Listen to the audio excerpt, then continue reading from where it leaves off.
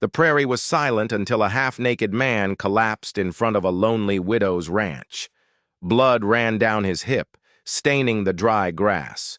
His chest rose and fell in ragged bursts.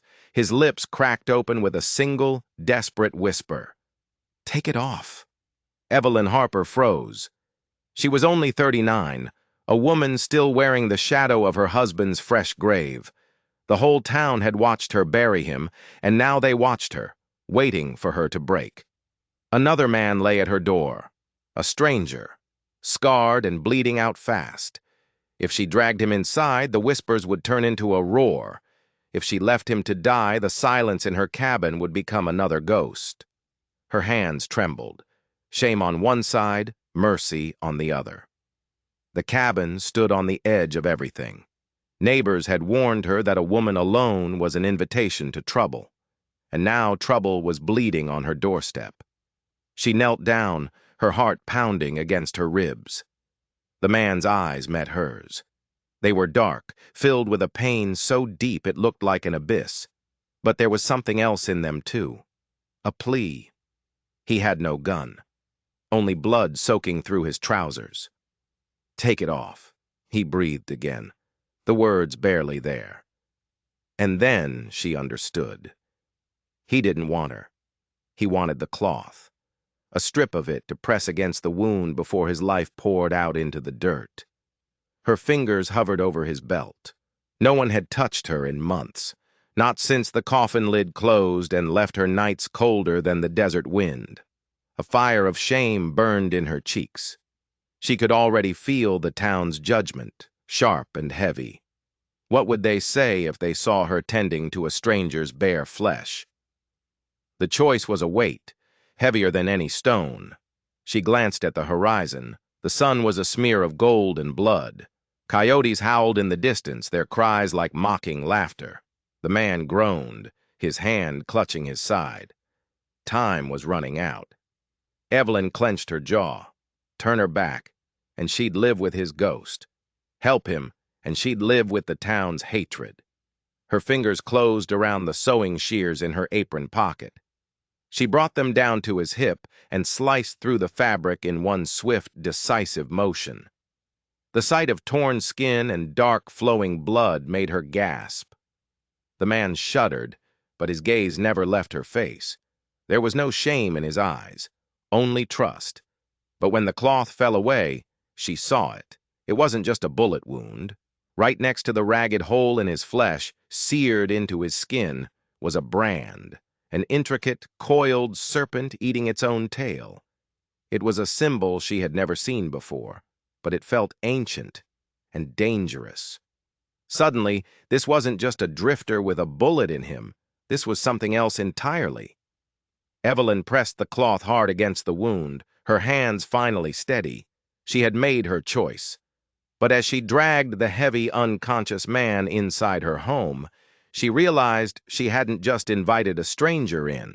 She had invited in his secrets, and a symbol that promised nothing but more violence. The cabin smelled of wood smoke and old grief.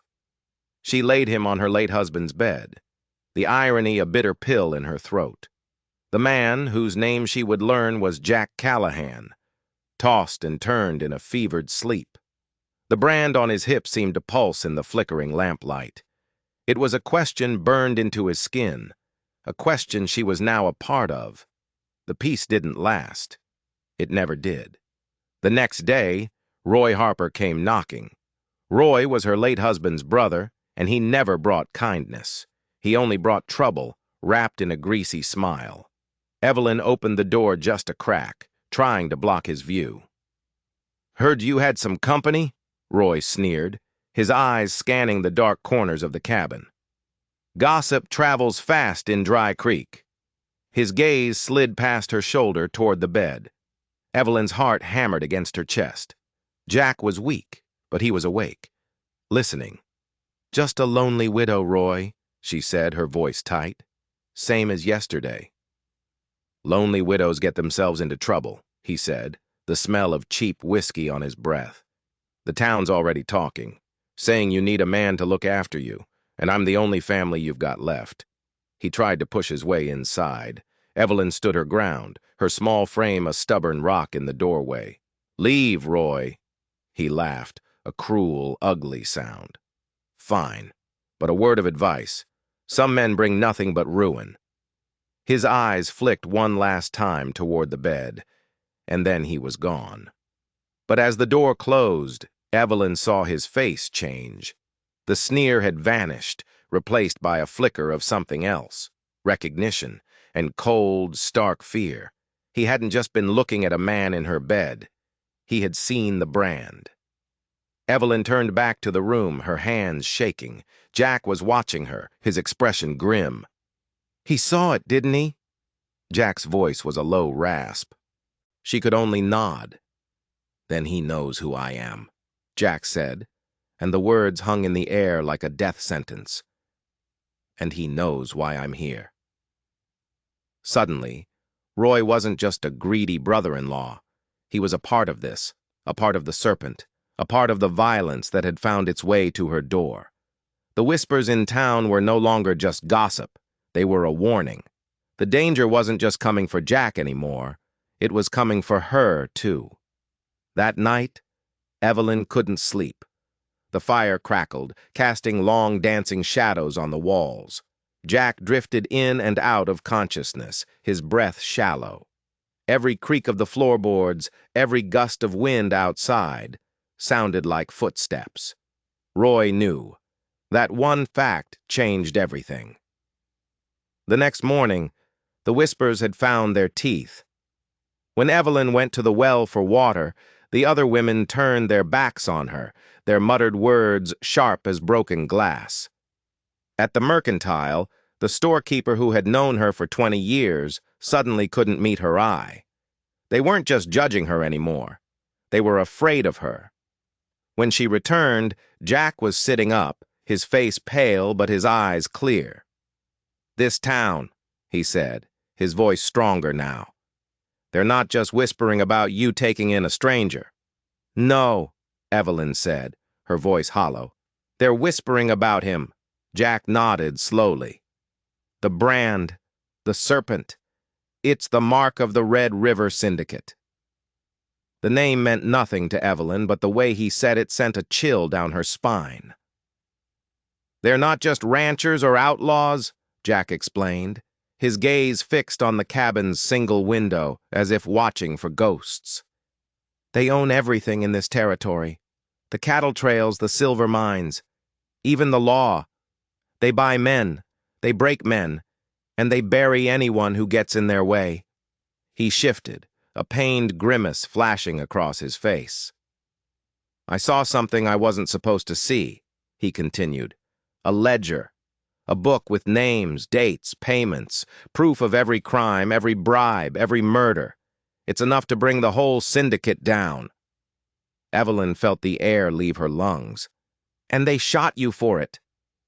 "They shot me because I got away with it," Jack corrected her. "The ledger. I have it."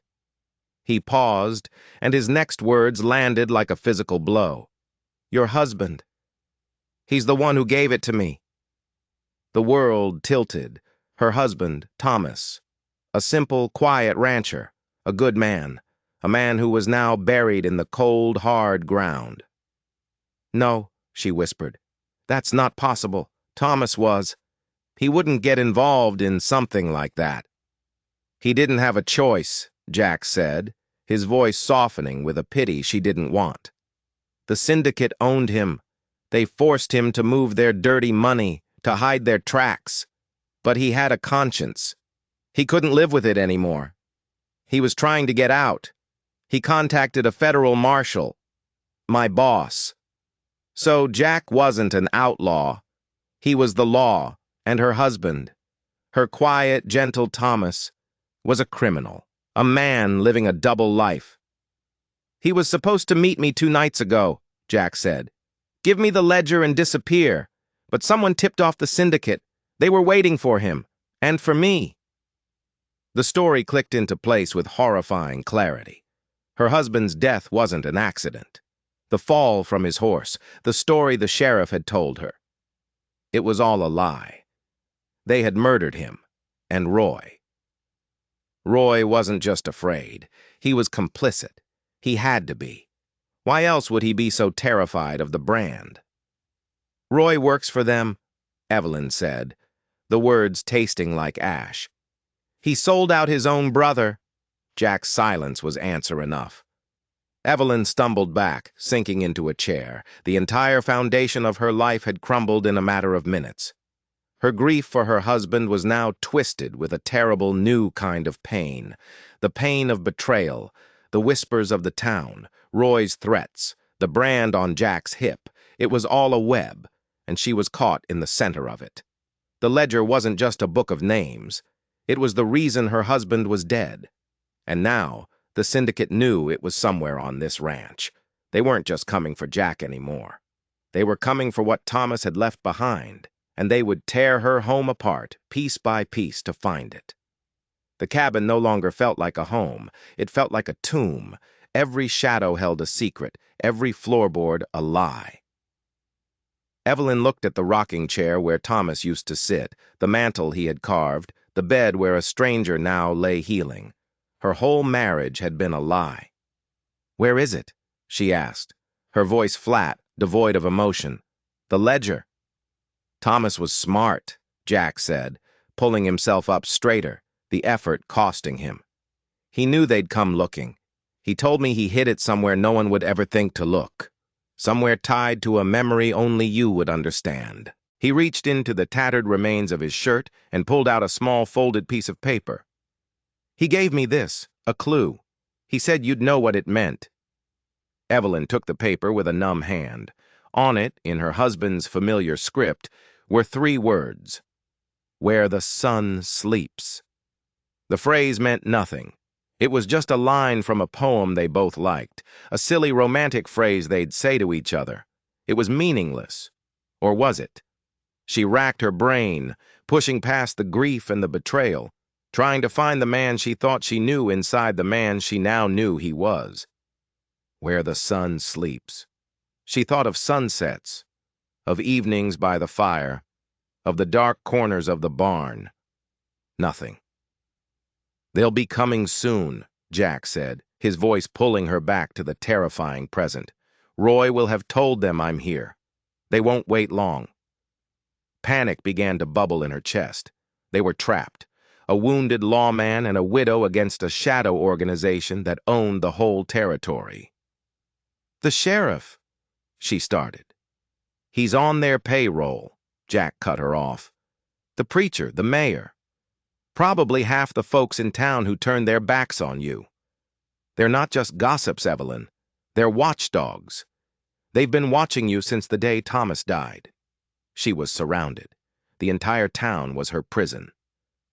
"Where the sun sleeps," she whispered again, the words feeling like a prayer and a curse. Her eyes scanned the small cabin, desperate for an answer. And then she saw it. On the rough-hewn mantel, next to a chipped porcelain doll, was a small, crudely carved wooden box. Thomas had made it for her on their first anniversary. Inside, she kept a collection of stones she'd found over the years. Useless, pretty things. But on the lid of the box, he had carved a simple image, a sun setting behind a mountain.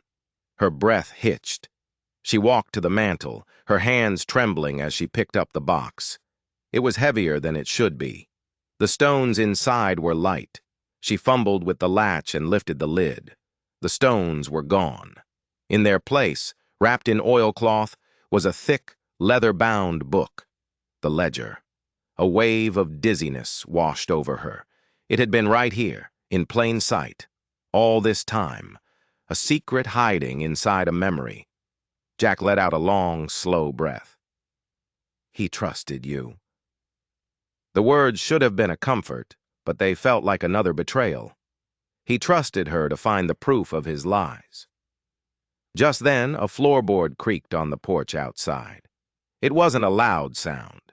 It was soft, furtive, the sound of someone trying not to be heard. Jack's hand immediately went to the pistol he had kept beside him on the bed. He motioned for her to be silent, his eyes wide and alert. They weren't alone. The sun had set, and the shadows were gathering, and someone was outside her door. The syndicate hadn't sent a posse. Not yet. They had sent a scout, a snake, to find the nest. Evelyn's heart felt like it was going to beat its way out of her chest. She held the heavy ledger in her hands, the weight of it suddenly unbearable. It was a death warrant. The latch on the cabin door began to move, slowly, silently. Jack raised his pistol, his aim steady despite the tremor of pain in his body. He nodded toward the back of the cabin, toward the small window that looked out over the endless dark prairie. A silent command. Run. But where could she run? The whole world outside that door belonged to them. The door swung open with a low groan. A figure stood silhouetted against the deep purple of the twilight sky. It wasn't Roy. It was someone taller, leaner. He stepped inside, and the lamplight fell on his face. It was the preacher, Reverend Miller, the man who had delivered the eulogy at her husband's funeral, the man who had spoken of Thomas as a pillar of the community. His face was not kind or pious now. It was cold, hard, his eyes like chips of ice. "The Lord has a way of revealing all secrets, Evelyn," the preacher said, his voice smooth as silk, but with an edge of steel underneath. He glanced at Jack, then at the ledger in Evelyn's hands. A slow, cruel smile spread across his lips. "It seems my flock has been hiding things from me," he said, "and the syndicate does not appreciate secrets." He took another step into the room, and from the folds of his black coat, he produced a long, silver-barreled revolver. "Hand it over," he commanded, his voice no longer that of a holy man.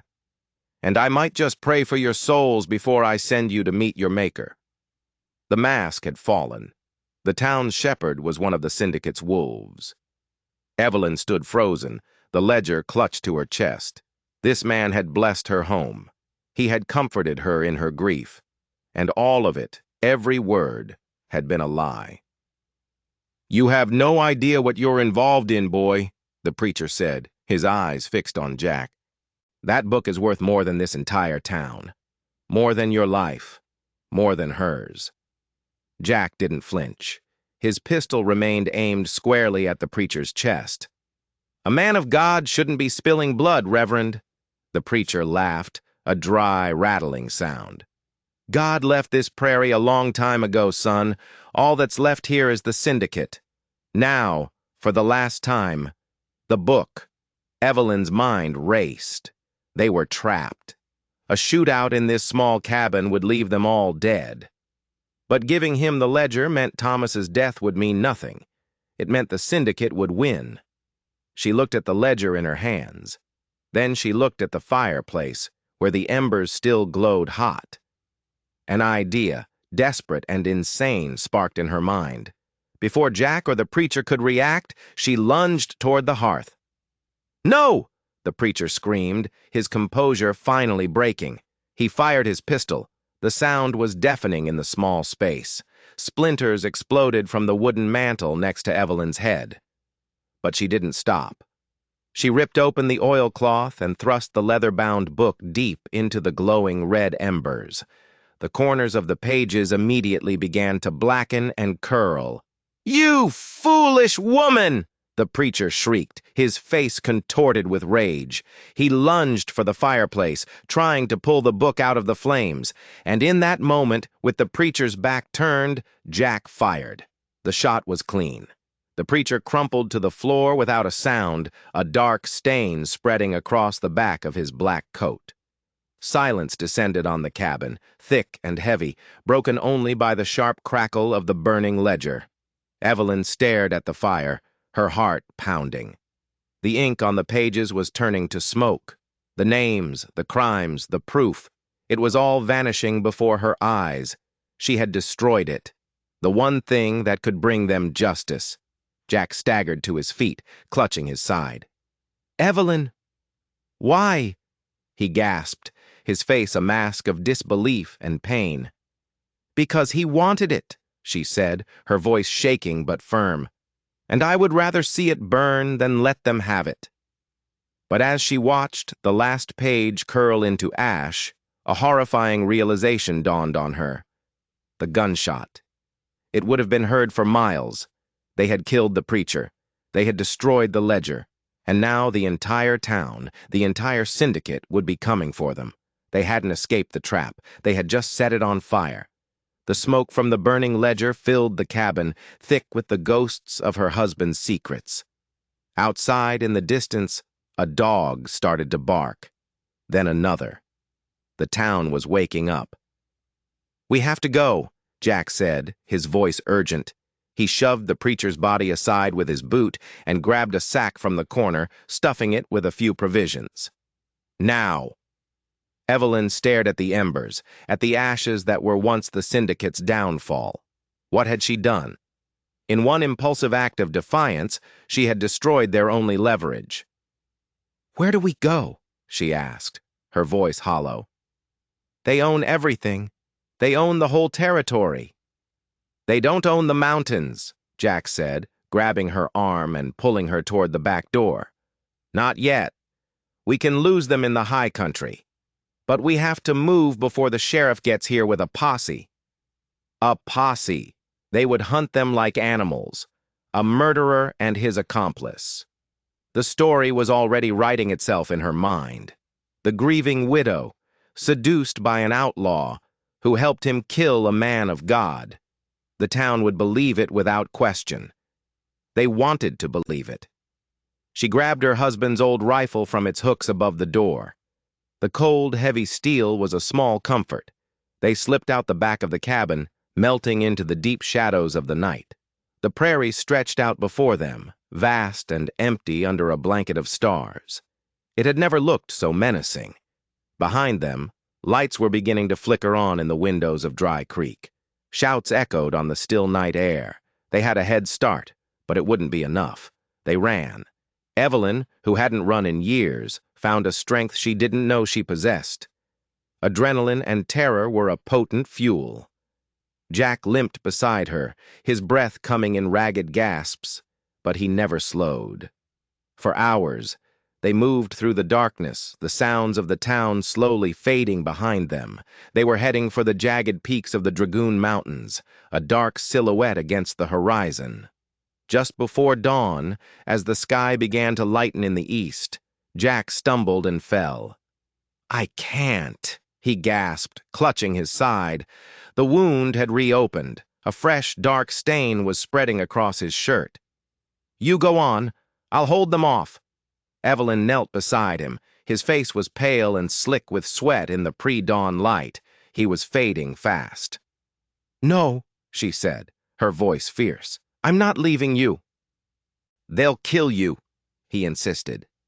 "They'll kill me anyway," she shot back. "I'd rather die out here with a chance than in a cell in Dry Creek." She tore a strip from her petticoat and pressed it hard against his wound, trying to staunch the bleeding. He gritted his teeth, his body trembling with pain and exhaustion. As she worked, his hand fumbled inside his coat. He pulled out a small, worn leather pouch. "I lied," he whispered, his voice barely audible. Evelyn looked up, confused. "What?" "The ledger," he said, pushing the pouch into her hand. "Thomas. He was smarter than I said. He knew they might get the book. He made a copy." Evelyn stared at the pouch, then back at his face. "Not all of it," Jack breathed. "Just the last few pages, the most important names, the ones at the very top, the politicians, the bankers, the ones who pull the strings from back east." He had let her burn the book. He had let her believe she had destroyed everything. "Why?" she asked, her voice choked with a mix of anger and relief. "To see what you would do," he said, his eyes meeting hers. "To see if you were a victim or a fighter. I had to know who I was trusting with this." The pouch in her hand was small, but it felt heavier than the entire ledger had. It was their last hope, a final, desperate gamble. But it was a gamble they might not live to make. because at that moment, from the ridge behind them, came the sound they had been dreading, the baying of hounds. They had brought dogs. The posse was closing in. There was nowhere left to run. The open prairie offered no cover. They were exposed, wounded, and exhausted. This was the end of the line. Jack struggled to his knees, raising the pistol with a trembling hand. "Get behind me," he ordered. But Evelyn didn't move. She looked at the approaching dawn, at the vast, unforgiving landscape, and she remembered something. Something Thomas had told her once, long ago, on a picnic in these very hills. A story about the old Apache trails, hidden paths, caves, secret springs, paths that weren't on any map. "This way," she said, grabbing his arm and pulling him toward a narrow, almost invisible ravine choked with scrub brush. "Hurry!" He looked at her, his eyes questioning, but he didn't argue. He trusted her. She plunged into the ravine, pulling him behind her. The thorny branches tore at their clothes and skin, but she pushed onward, following a memory, a ghost of a path. Behind them, the barking grew louder, closer. They could hear the shouts of the men. The ravine opened into a small, hidden canyon, and there, tucked beneath a rocky overhang, was the dark mouth of a cave. They scrambled inside just as the first rays of sunlight crested the horizon, illuminating the prairie they had just crossed. From the darkness of the cave, they watched as the posse rode past the ravine, the hounds whining in confusion, their trail gone cold. They were safe, for now. But they were trapped in a cave, deep in syndicate territory, with a posse hunting them, and a pouch full of secrets that could get them killed. They had survived the night. But the war was just beginning. The cave was damp and smelled of earth and stone. It offered shelter, but it was also a prison. They were cornered. Jack collapsed against the wall, his body finally giving out. The bleeding had slowed, but he was weak, his fever returning. Evelyn knew if she didn't get the bullet out, he would die. She had no tools, no medicine, only a small knife and a bottle of whiskey from the sack Jack had packed. "It's going to hurt," she said, her voice soft but steady. "It already hurts," he managed, a weak smile touching his lips. She gave him the whiskey.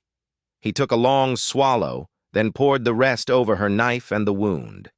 He tore a piece of his shirt and bit down on it hard. Evelyn took a deep breath and began to cut. She had never done anything like this. She was a rancher's wife, not a doctor. But out here, you learned to be what you needed to be, and right now, she needed to be a surgeon. She probed the wound, her fingers slick with blood, searching for the small piece of lead that was killing him. Jack's body arched in silent agony, but he never made a sound. Finally, her knife scraped against something hard. She worked it loose, her hands shaking with the strain. With a final, sickening pull, the bullet came free. She dropped it to the cave floor with a clatter. It was misshapen, flattened by the impact. Jack sagged against the rock, his body drenched in sweat, but his breathing was already easier. Evelyn packed the wound with the cleanest cloth she had and bound it tight. The first battle was won. They spent the next 2 days in that cave, a timeless twilight of fear and recovery. Evelyn rationed their meager food and water. Jack slept, his body slowly, painfully, beginning to heal. In the quiet moments, she would take out the small leather pouch. Inside were 5 thin sheets of paper, covered in Thomas's precise handwriting. Names she recognized. A senator from back east, a railroad tycoon, the territorial governor, and one more name, at the very bottom. A name that made her blood run cold. Her own father. The man who had arranged her marriage to Thomas. The betrayal was a physical blow, stealing the air from her lungs. Her entire life, not just her marriage, was built on the syndicate's foundation. Her father had sold her to a man he knew was a criminal, all to cement an alliance. She was not just a victim of circumstance, she was a pawn in their game from the very beginning. A cold, hard anger began to replace her fear, an anger that burned hotter than any grief. They weren't just names on a page anymore. They were a debt, and she was going to make them pay. On the third day, Jack was strong enough to stand. The posse was still out there. They could hear the faint sounds of their search echoing through the canyons, but they couldn't stay in the cave forever. "There's a town," Jack said, his voice still weak but clear. "Silver Creek. It's 2 days' walk through the mountains. There's a telegraph office there. If we can get a wire to Marshal Vance in Prescott, he'll bring in the cavalry." It was a long shot. The mountains were treacherous, and the posse was still hunting them, but it was their only shot. They left the cave at dusk, moving under the cover of darkness. Evelyn led the way, relying on the half-forgotten Apache trails from her husband's stories. The mountains that were meant to be their prison became their shield. The journey was a brutal ordeal. They scrambled over rocks, waded through ice-cold streams, and slept in hollows, huddled together for warmth.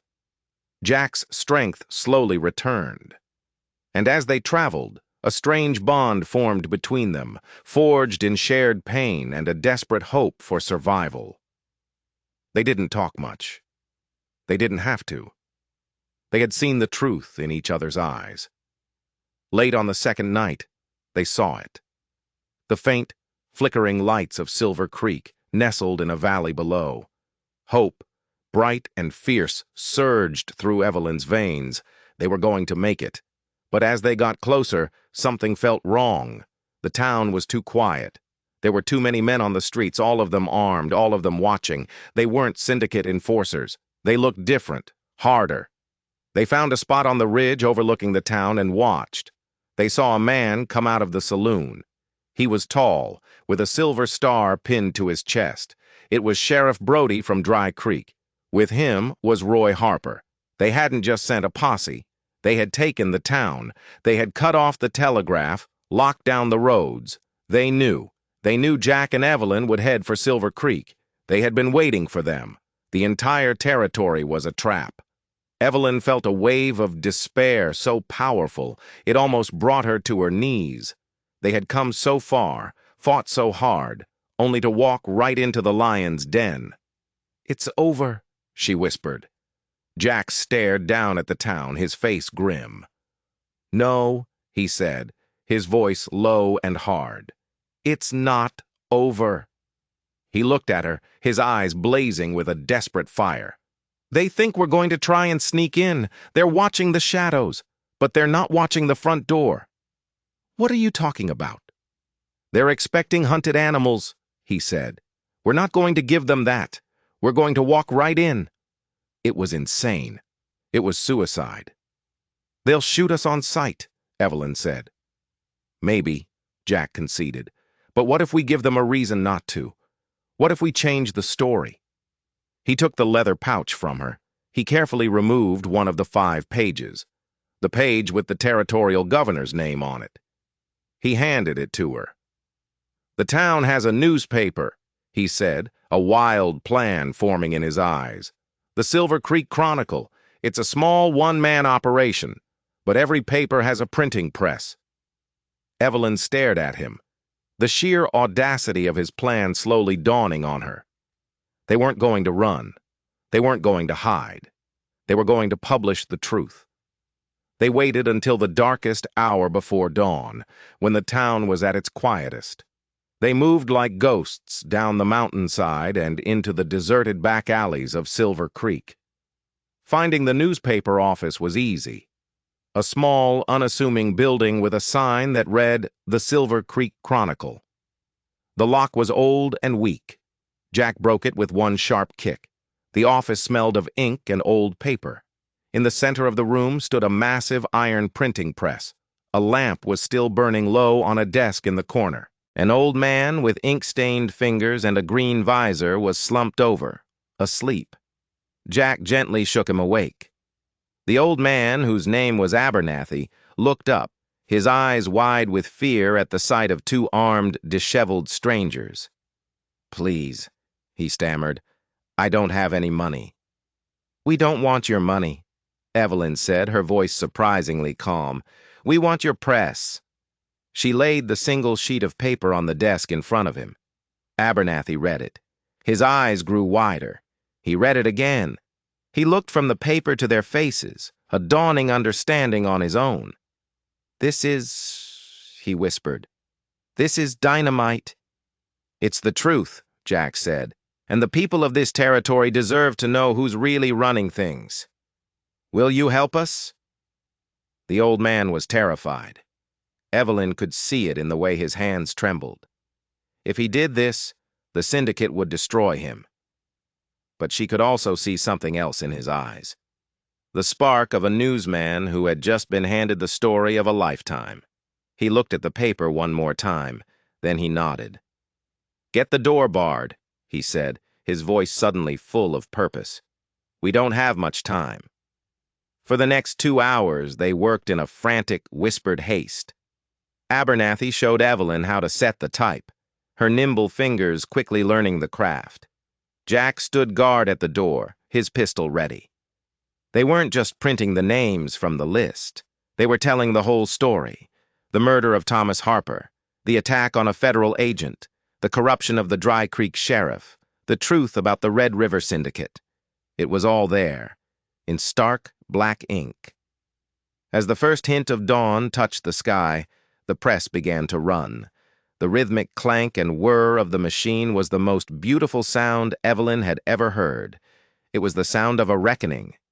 They printed hundreds of copies, flyers, not newspapers, meant to be posted, passed from hand to hand. But just as the last copy came off the press, they heard it. Heavy footsteps pounding down the street. Shouts. Roy Harper had found them. "They're here!" Jack yelled. "Go!" Abernathy shouted, shoving a stack of the flyers into Evelyn's hands. "Out the back! I'll hold them off!" "They'll kill you," Evelyn said. "Maybe," the old man said, a grim smile on his face as he picked up an old shotgun from behind his desk. "But they'll be reading my final edition in hell." Jack grabbed her hand and pulled her toward the back window. "He's made his choice," he said. "Now we have to make ours count." The front door of the office splintered open. A shot rang out. Then another. Evelyn didn't look back. She scrambled out the window and into the alleyway, Jack right behind her, the precious flyers clutched to her chest. They had started a fire. Now they had to watch it burn. They ran through the waking town. The shots from the newspaper office had roused everyone.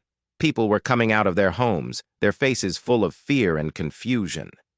This was their chance.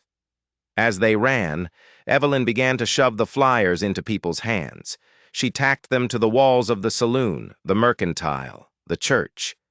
The words spread faster than they could run. The truth, printed in bold black ink. People stopped. They read. A murmur went through the crowd, a murmur of disbelief, then of anger. Sheriff Brody and his men, drawn by the commotion, saw what was happening. They tried to tear the flyers down, but it was too late. The story was out. Evelyn and Jack found themselves cornered in the town square, near the central well. Brody, Roy, and a dozen syndicate men surrounded them, their guns drawn. The townsfolk of Silver Creek formed a wider circle around them, watching, holding the damning flyers in their hands. "It's over, Callahan," Brody snarled. "You've got nowhere to go." "It's over for you," Jack shot back, his voice ringing out across the square. "Read the paper, Sheriff. The whole territory knows who you are." Brody's eyes darted around at the faces in the crowd. He no longer saw fear. He saw doubt. He saw rage. The power he had held for so long was slipping through his fingers. "These are lies!" Roy Harper screamed, his face red and blotchy. "Lies from a killer and a whore!" A man in the crowd, a miner with soot on his face and calloused hands, stepped forward. "I don't know," he said, holding up the flyer. "This here says the syndicate owns the Morning Star mine. Says they've been cheating us on the weight for years. That sounds a hell of a lot like the truth to me." Another person shouted in agreement, then another. The crowd was turning. It was a slow tide, but it was turning. Brody knew he was losing control. He raised his pistol, aiming it at Jack. "I'm still the law here." "You're the syndicate's law," Evelyn said, stepping forward, her husband's rifle held steady in her hands. And we're done with it. She looked at Roy, her former brother-in-law, the man who had helped murder his own brother and had tried to destroy her. There was no pity in her eyes, only cold, hard justice. "You did this, Roy," she said, her voice clear and strong. "You let them kill him." Roy flinched, his bravado crumbling. He looked at Brody, then at the angry faces of the crowd. He was trapped. And then everything happened at once.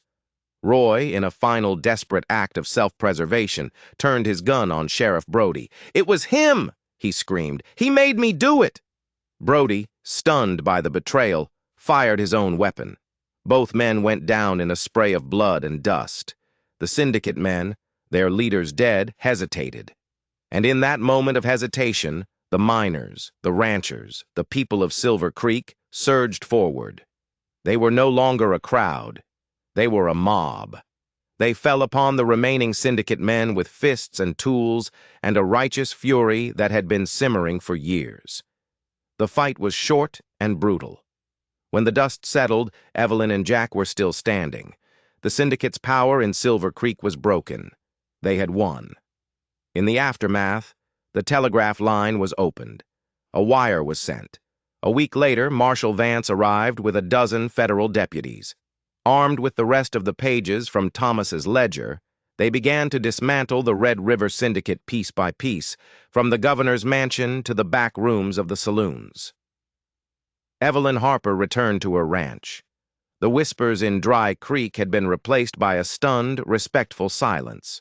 She was no longer the lonely widow. She was the woman who had burned down an empire. Jack Callahan stayed with her. His wounds healed, leaving scars that told a story. Their story. One evening, as they sat on the porch, watching the sun set over the quiet prairie, Evelyn asked him the question that had been lingering in her mind. "What if I hadn't burned the ledger?" she asked. "What if I had just given it to the preacher?" Jack looked at her, his eyes serious. "Then I would have died on that floor, and you would have been next. But I knew you wouldn't." "How?" "Because," he said, taking her hand, "I saw the same fire in your eyes that I saw in Thomas's. The fire of someone who will bend, but will never, ever break." The prairie was silent again. But it was a different kind of silence now. It was the silence of peace, of a future they had earned. Their story shows us that sometimes the only way to fight the darkness is to strike a match and set the whole rotten thing on fire. It proves that one voice, armed with the truth, can be louder than a whole army of lies. So let me ask you this. What lies are you living with? And do you have the courage to burn them down? If this story reminded you that even in the darkest night, a single spark of truth can light up the world, don't forget to hit that subscribe button, because there are always more stories waiting in the shadows, and you won't want to miss them.